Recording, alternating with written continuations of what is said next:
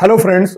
आज जिस महान वैज्ञानिक का जन्मदिन है उसका नाम है स्टीफन हॉकिंग्स। स्टीफन हॉकिंग्स कहते थे कि इस दुनिया में भगवान जैसी कोई चीज नहीं होती, भगवान जैसी कोई शक्ति नहीं होती।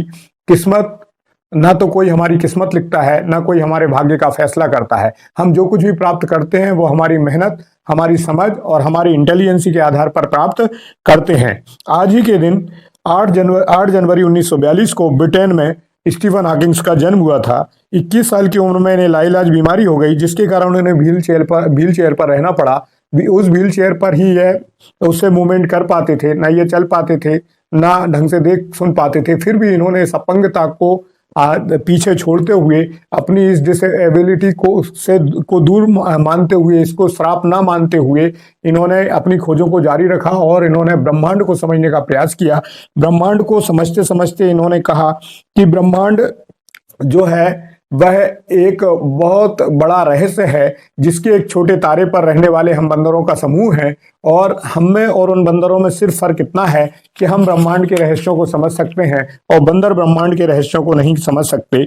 इनकी पहली पुस्तक आई, जिस पुस्तक के कारण उन्हें प्रसिद्धि मिली, उसका नाम था a brief history of time from a big bang to black holes. इसके बाद कॉस्मोलॉजी पर आई पुस्तक की 1 करोड़ प्रतियां बिक गई। साइंस की यह पहली पुस्तक थी जिसकी इतनी अधिक प्रतियां विश्व में बिकी हों। 76 साल की उम्र में इस महान वैज्ञानिक का निधन हो गया। 14 मार्च 2018 को यह वैज्ञानिक हमें छोड़कर चला गया। इनसे हम प्रेरणा ले सकते हैं। यह कहते थे अपंगता किसी पर श्राप नहीं होती, और उनका मानना था अगर भगवान है तो वह इतना क्रूर नहीं हो सकता कि वह किसी को अपंग बना दे।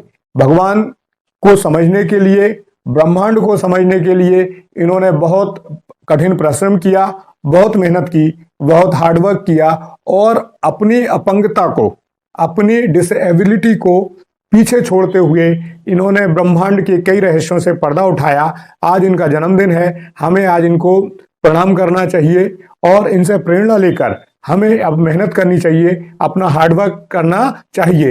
अल्बर्ट आइंस्टाइन के बाद यह महान वैज्ञानिक हुए। अल्बर्ट आइंस्टाइन कहते थे अपने कार्य को महत्वपूर्ण मानते हुए तथा उसमें संपूर्ण रसास्वादन करते हुए तन्मय हो जाना वह उपाय है जिसे अपनाकर कोई भी साधारण व्यक्ति असाधारण बन सकता है। इन्होंने इस सिद्धांत का पूर्णतः पालन किया और अपनी अपंगता को पीछे छोड़ते हुए महानता को प्राप्त किया। जय हिंद, जय भारत, जय विश्वनाथ। अब